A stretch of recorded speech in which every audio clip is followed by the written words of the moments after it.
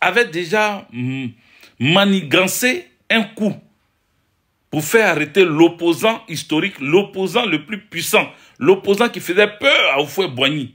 Lui, il est venu en tant que Premier ministre, mais il a trouvé un opposant face au président Félix Houphouët-Boigny. Et donc, lui s'est dit, Houphouët-Boigny est malade. Si Houphouët-Boigny n'est pas là, la personne qui peut faire peur, la personne qui peut déposer, comment on appelle, le parti, le PDCI-RDA, c'est la personne qu'on appelle Laurent Gbagbo, l'opposant historique, l'opposant connu de tous, l'opposant aimé de tous. Donc, il faut casser d'abord cet opposant-là. Comme ça, quand Houphouët n'est plus là, l'opposant-là, lui, il est anéanti à travers la prison ou même tué parce qu'effectivement, ils ont failli en finir avec lui. Qu'est-ce qui s'est passé? Lui, quand il a créé ces casses-là pour faire accuser l'autre, le président Laurent Gbagbo, ils ont arrêté le président Laurent Gbagbo et ils l'ont jeté en prison. Il était en prison et Alassane Dramane Ouattara a commencé à mettre sa machine de destruction massive sur la Côte d'Ivoire. Sauf que, après quelques mois ou quelques années, je crois, il a fait 1 an ou 2 ans, je ne sais plus trop combien de temps il a fait, il ressort des prisons. Le président Laurent Gbagbo ressort des prisons. Il ressort des prisons et il devient encore plus populaire. Ce qui fait peur à Ado. Ça fait peur à Ado. Donc, Houphouët-Boigny meurt en 93, comme je disais tantôt. Donc, je suis passé sur ce passage où, déjà, il a manigancé un coup pour faire arrêter le président Laurent Gbagbo. Mais ces coups, les coups qu'il va manigancer là, ce n'est pas le seul coup. Hein. Suivez mon regard et suivez surtout mes explications. On arrive en 93, on nous annonce le départ d'Houphouët-Boigny en Europe et à un moment, on vient nous dire, en décembre, le 7 décembre ou le 7 août, non, c'est le 7 décembre 1993, on nous annonce le décès du président Félix Houphouët-Boigny, celui qu'on appelait abusivement père de la nation. Houphouët-Boigny meurt.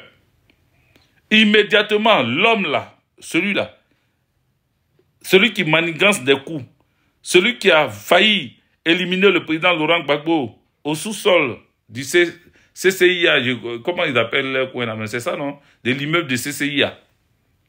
Lui, il se trouve que il a essayé d'éliminer le président Laurent Gbagbo dans ce sous-sol-là. N'eût été la gendarmerie, hein, comment on appelle, bon, bref, je vais pas allonger le truc.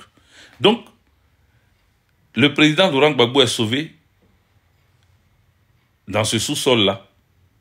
Et puis, on passe alors au décès d'Houphouët-Boigny. Houphouët-Boigny meurt et Alassane Dramane Ouattara, qui croyait qu'il était la deuxième personnalité du pays, sans avoir lu la Constitution, il vient à la télé et il veut annoncer le décès d'Houphouët-Boigny en prolongeant ou en remplaçant Houphouët-Boigny. Pourtant, la Constitution ne le désignait pas comme étant celui-là, en cas de vacances, qui devait remplacer le président de la République, le président Houphouët-Boigny.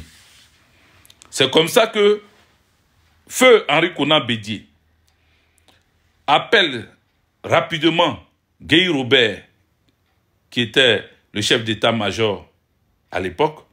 Il appelle Guy Robert, il appelle le président Laurent Gbagbo, qui était député, mais qui était président de son parti politique, le FPI, pour lui dire, voici ce que Alassane Dramane Ouattara veut faire. Est-ce que vous êtes d'accord avec ça?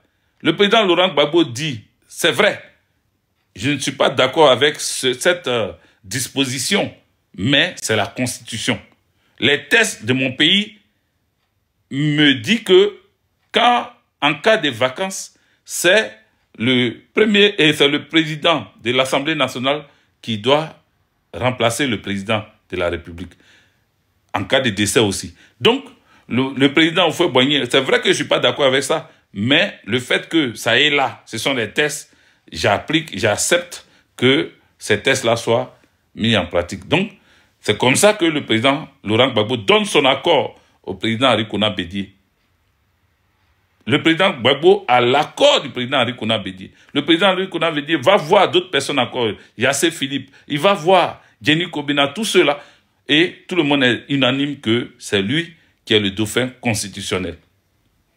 Gueye Robert, alors, qui a été contacté par Henri Konan Bédié en lui brandissant la constitution de la Côte d'Ivoire, Gueye Robert prend les gendarmes, les militaires, et ils vont rapidement attraper Alassane Dramane Ouattara, et ils amènent Alassane Dramane Ouattara à la télévision pour qu'il démissionne devant tout le monde. Ce qui va valoir à Gueye Robert son décès plus tard, son assassinat plus tard. Gueye Robert sera assassiné plus tard, mais c'est l'origine de l'assassinat de Gueye Robert, là. Ça a commencé là déjà. Parce que ce n'est pas ce seul acte, ce n'est pas ce seul fait qui a fait que Gueye Robert a été la cible d'Alassane Dramane Ouattara. Je vais vous dire deuxième fait. Mais le premier fait, c'est ça. Gueye Robert a fait démissionner Alassane Dramane Ouattara. Tapoter, tapoter, tapoter. On va vous parler, on va vous raconter l'histoire de la Côte d'Ivoire. Même s'il y a quelques petits ratés, mais globalement, comprenez que c'est bel et bien l'histoire de la Côte d'Ivoire que j'essaie de vous raconter à ma manière, parce que nous sommes des sachants, nous sommes des acteurs de ce qui s'est passé en Côte d'Ivoire. Quelqu'un d'autre ne va pas venir nous raconter quelque chose d'autre. Et je ne fais pas ça pour mon propre plaisir. Non, non, non. Je ne cherche pas à maquiller la vérité pour mon propre plaisir. Non. Les enfants doivent savoir. Les jeunes doivent savoir. Il faut qu'ils comprennent l'histoire de leur pays. Et c'est ce que je me débrouille à faire. Voilà, je suis un débrouillard. À vous de chercher aussi. Voilà, j'appelle ça débrouillard pour que vous partiez fouiller, rechercher, lisez les livres du président Laurent Gbagbo. Vous allez comprendre beaucoup de choses. Parce que lui, là, Alassane Dramane Ouattara, il n'a aucun livre sur le marché. Aucun livre. Il n'a rien écrit, pourtant on l'appelle docteur. Pourtant, on l'appelle docteur. Docteur en économie et tout. Mais même un livre d'économie, il n'a pas. Voilà. Celui qui a plus de livres, il s'appelle Gbagbo Laurent. Donc, allez-y vous informer, allez-y vous instruire. Je continue. Donc, lui, Alassane Dramane Ouattara, est obligé de venir rendre sa démission à la télévision nationale. Il va à la RTI, il rend sa démission au vu aussi de tout le monde, sous pression. Oui, avec son gouvernement. Mais sachez que, avant que lui-même il parte rendre sa démission, il y avait déjà d'autres membres de son gouvernement qui étaient déjà allés rendre démission parce qu'ils ont compris que Alassane Dramane Ouattara veut se maintenir comme étant le dauphin. Or, ce n'était pas lui. C'est comme ça, quand il a fini de démissionner, on a vu feu aussi Henri Konan Bédié venir annoncer à la télévision le décès du président Houphouët-Boigny et demander à la Côte d'Ivoire de se mettre à sa disposition. Ça avait choqué le monde, ça avait choqué les Ivoiriens en particulier et le monde en général, parce que tout le monde se disait, mais attends, c'est toi qui viens nous servir. Quand tu es chef de l'État, tu es président de la République, tu sers le peuple, c'est pas le peuple qui te sert. Donc quand il a employé ce thème-là, ça a choqué tout le monde. Moi-même, j'étais encore bien jeune, mais ça m'a choqué, cette manière de dire, mettez-vous à ma disposition. On n'avait pas trop apprécié, mais c'était lui qui était là. Donc quand on avance, Henri Konan Bédié prend la tête du pays, et il fait les obsèques d'Houphouët-Boigny. Alassane Dramane Ouattara alors comprend que il lui faut absolument essayer de se trouver un parti politique. Parce qu'il ne peut pas être à la tête du PDCI, vu que c'est Henri Konan Bédié qui est président en même temps. Il est président par intérim d'Houphouët-Boigny en tant que président de la République. Et il est président aussi par intérim président du PDCI immédiatement. Il devient président du PDCI RDA. Donc, comme il est président du PDCI RDA, Alassane Dramane Ouattara ne peut pas avoir sa place là-bas. Donc, qu'est-ce qu'il fait? Alassane Dramane Ouattara regarde. Et il sait qu'il y a un parti politique RDA qui a été créé, mais ce parti politique-là regroupe beaucoup de Djoula. Et donc, il s'est dit, bon, dans ce parti-là, comme il s'appelle Alassane Dramane Ouattara, et que c'est un nom à consonance nordique, et en même temps musulman, il va avoir plus d'adhérents là-bas. Donc, Alassane Dramane Ouattara commence à constituer son équipe.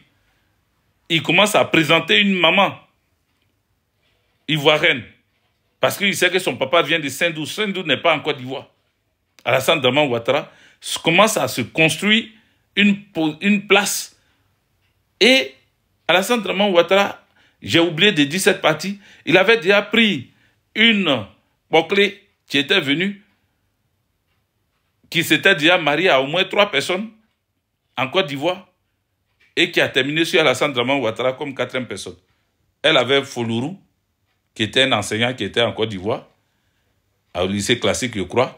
Après, quand Folourou est décédé dans des conditions bizarres, la belle blonde de l'époque que Houphouët-Boigny a pris comme celle qui est chargée de son patrimoine, qu'elle a bien volé, elle a bien volé le patrimoine du Houphouët-Boigny. Et c'est Dominique Folourou, aux cheveux de feu, faisait tomber nos parents là, parce que quand ils ont un peu d'argent, eux tous pensent que ces femmes blanches, ils doivent prendre. Donc, allez, chacun se servait. Mais comme elle était là pour une mission, elle tâtait le terrain avec chacun. Elle commence à Fadiga, elle voit que Fadiga, c'est pas trop ça. Elle le laisse tomber. Quelque temps après, il disparaît. Elle prend Bamba Vamoussa, le ministre de l'Éducation nationale. Bamba Vamoussa, lui aussi, quelque temps après, il tombe, il meurt. Elle prend Alassane Draman Ouattara. Et avec Alassane Draman Ouattara, elle voit quelqu'un qui a fait, il était gouverneur de BCAO et vice-gouverneur de BCAO, je crois, ou gouverneur. Après, on dit non, il vient de FMI. Il était vice-directeur de FMI, chargé de l'Afrique. Lui-même, il dit, il a ajouté Japon et Amérique et je ne sais pas où encore. En tout cas, il se donnait tellement de titres qu'elle a dit non, lui là, je sais qu'avec lui, je peux avoir. En prenant l'argent d'Houphouët-Boigny, en prenant le vieux n'était plus, ou même quand le vieux était là, c'est elle qui gérait son patrimoine. Donc, elle s'est elle-même donné des marchés. Donc, elle était autonome parce qu'il y avait l'argent à prendre. Les biens d'Houphouët-Boigny, elle-même, à un moment donné, elle était en procès avec un des enfants, une fille, la nièce ou la fille d'Houphouët-Boigny. Vous comprenez? Qui a vu qu'elle était en train de voler l'argent de son papa. Donc, c'est arrivé en procès, mais ils se sont tués dessus. Ils ont fermé la bouche dessus. Bref, c'est une parenthèse. Je continue. Continuez de tapoter, abonnez-vous, et puis on va continuer. Donc, voilà. Et puis, n'oubliez pas les cadeaux aussi, parce que quand ils parlent là, ça me fatigue. Donc, mettez les cadeaux, n'oubliez pas. Donc, Alassane Draman Ouattara et Folourou, Dominique, pardon, Genita, merci pour les cadeaux. Voilà. Faites comme Genita. Quand j'ai parlé des cadeaux, à mettre à commencer par là. Souvent, vous oubliez, donc on a oublié de vous rappeler. Voilà. Comment? Viens prendre. Donc, c'est comme ça que Dominique Ouattara, la fameuse, la veuve noire, elle se permet de prendre les richesses qu'elle a pu engranger au temps où elle gérait le patrimoine du Houphouët-Boigny. Elle a pris ces richesses-là pour mettre ça à la disposition d'Alassane Draman Ouattara. Pour faire croire, parce qu'ils ont étudié le terrain. C'est que Petit Doula, quand on dit Wari, eux tous deviennent zinzin. Donc on dit, ah, Alassane Draman Ouattara, Wari Batigile. Mais l'argent que Alassane Draman Ouattara brandissait comme ça, et puis il donnait à personne, mais il brandissait, c'était l'argent venant de l'immobilier du Houphouët-Boigny. L'argent que volait cette dame, la veuve noire. C'est l'argent-là qu'eux, ils brandissaient. Et puis on dit, Alassane Draman Ouattara, il a des bateaux. Quand tu écoutais avant les RDR, vous pouvez tuer les gens. Les gens du RDR, là, ils étaient là, Alassane Draman Ouattara, il a Wari Batri, et bateau Bissaba va faire, et avion Bissegui va faire. Tout, que du mensonge. Le mec, on lui octroyait des avions et des bateaux. On dit il est trop riche, excessivement riche. Moi, je connais un député, c'est une parenthèse, je vais fermer en même temps. Un député qu'on appelait Nyanzou. Nyanzou d'Agboville, c'était un député d'Agboville, il s'appelait Nyanzou. Nyanzou dit, l'argent que lui, il a là, si Alassane dépose 10 000, lui dépose 100 000. Si Alassane dépose 1 million, lui dépose 20 millions. Jusqu'à ce que l'argent d'Alassane Draman va finir, pour lui va rester encore. Pour dire que Alassane Draman Ouattara n'avait rien. Mais ils étaient en train de distraire les gens parce que quand on dit qu'ils travaillaient à la banque, à FMI, hein, au Fonds monétaire international, tout le monde dit, oh, oulala, oh, lui là, il a l'argent. Ça veut dire qu'il a l'argent. C'est pas pareil que quelqu'un travaille à la banque qu'il a l'argent. Qui vous a dit ça même? Et ils ont commencé à dire qu'il a l'argent. Des promesses sur des promesses. Combien de mosquées Alassane Dramane Ouattara a construit en Côte d'Ivoire? Donnez-moi les noms. Combien de mosquées? Combien de musulmans il a amené à la Mecque? Pourtant, il disait qu'il était musulman. Combien de musulmans? À qui il a donné des billets d'avion aller-retour à la Mecque et puis revenir en Côte d'Ivoire? Combien? Bon, il a déjà fermé la parenthèse là-bas. Je continue. Donc, Alassane Dramane Ouattara, qui a pris sa femme Folourou pour la mettre devant, parce que quand il marche avec, tu viens, tu as ta femme blanche, blonde en plus, et puis elle a l'argent, et puis tu utilises... Ça faisait que toutes les portes lui étaient ouvertes.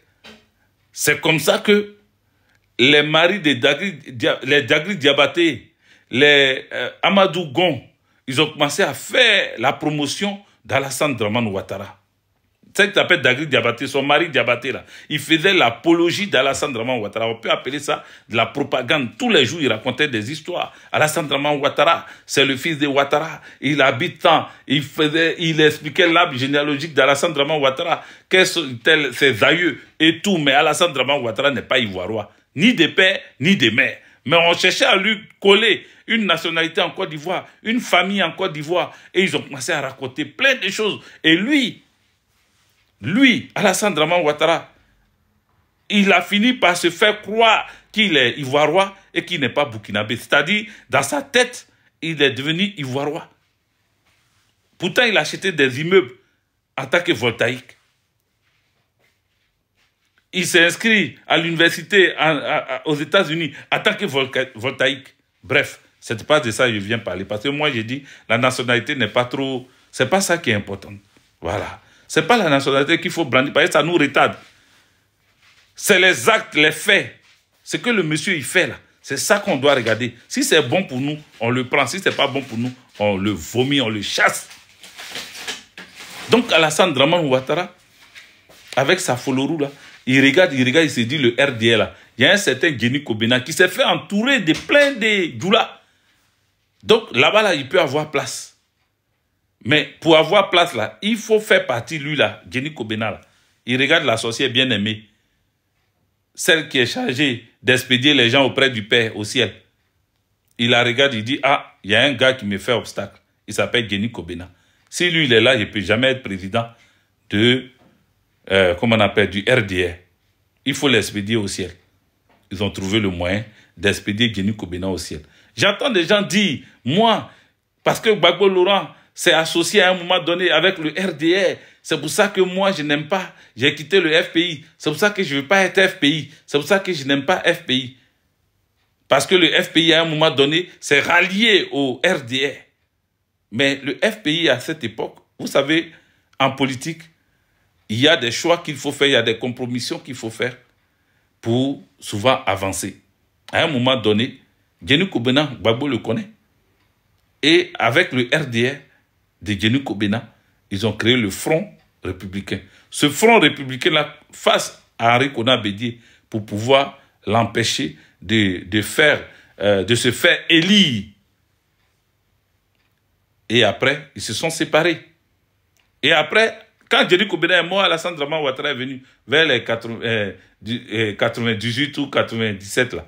Alassane Dramane Ouattara a pris le RDR. Ils ont tout fait pour le prendre président du RDR. Parce que c'est un animal politique, il est trop près. Mais il commence à contacter au fur et à mesure des militaires, des gendarmes, des policiers. Il commence à les approcher et avec sa femme, il finance. Il donne l'argent dans le noir. Ils ont des réunions nocturnes. Ils se réunissent dans les grains, dans des lieux très secrets et ils discutent. Ils échangent. Il essaie de répertorier tous les militaires acquis à sa cause.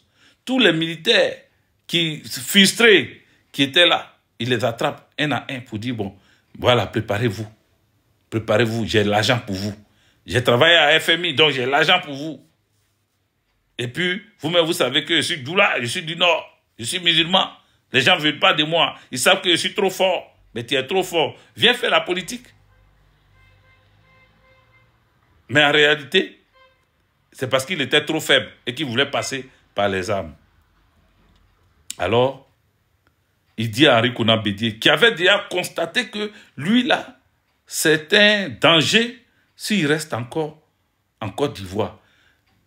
Donc, quand il a senti que Henri Konan Bédié voulait le chicoter, il a fui, il est venu en Europe. Et depuis l'Europe, il faisait des discours guerriers.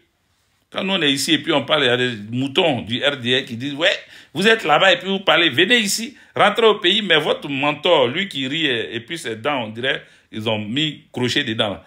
Lui, là, il était ici en France, ici, quand il lançait ses discours guerriers.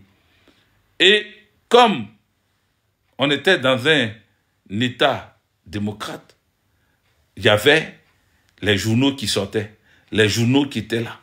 Et dans ces journaux-là, on mettait que, comme on appelle, Alassane Dramane Ouattara dit que il va frapper le pouvoir et ce pouvoir-là va tomber comme un fruit mûr. Il va nyangami le pays. Il lançait des discours parce qu'il savait sur quoi il comptait.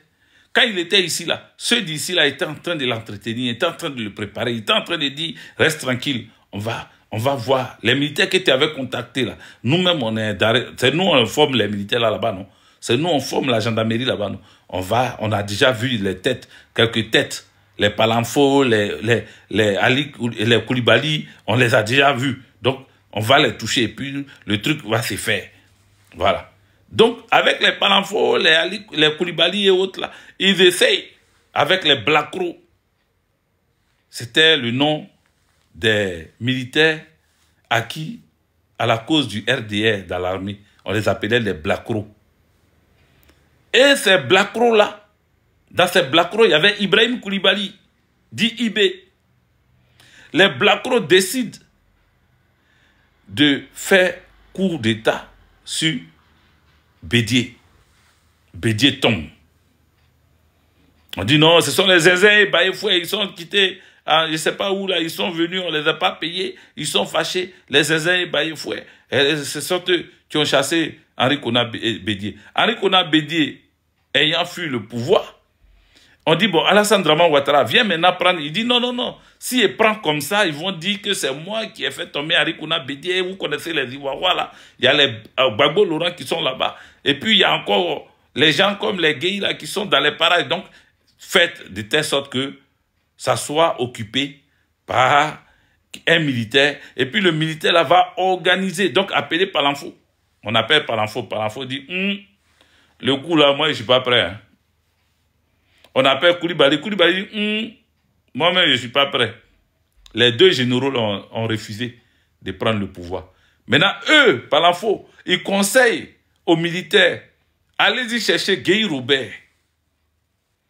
Comme ça, il va se racheter parce que c'est lui-là qui avait dit à Alassane Dramane Ouattara de démissionner. Donc, allez-y le chercher. Et puis, dites que c'est nous les militaires, on te met là. Il faut réorganiser les choses pour que Alassane Dramane Ouattara prenne le pouvoir.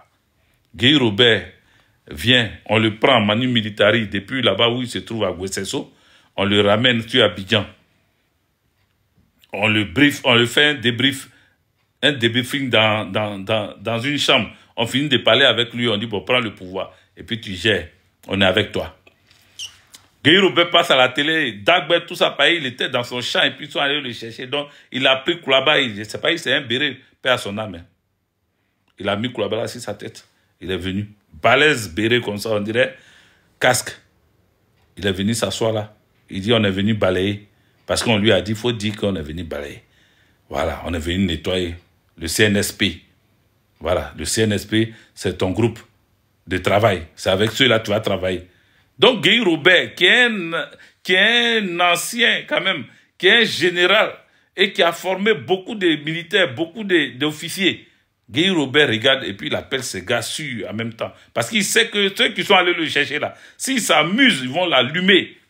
Donc, il dit, d'accord, je suis président maintenant, non?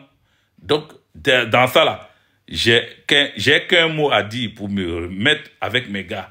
Il prend les Moissy Grenat, il prend les Djikalou Saint-Cyr, il nomme des militaires proches de lui. Il les nomme.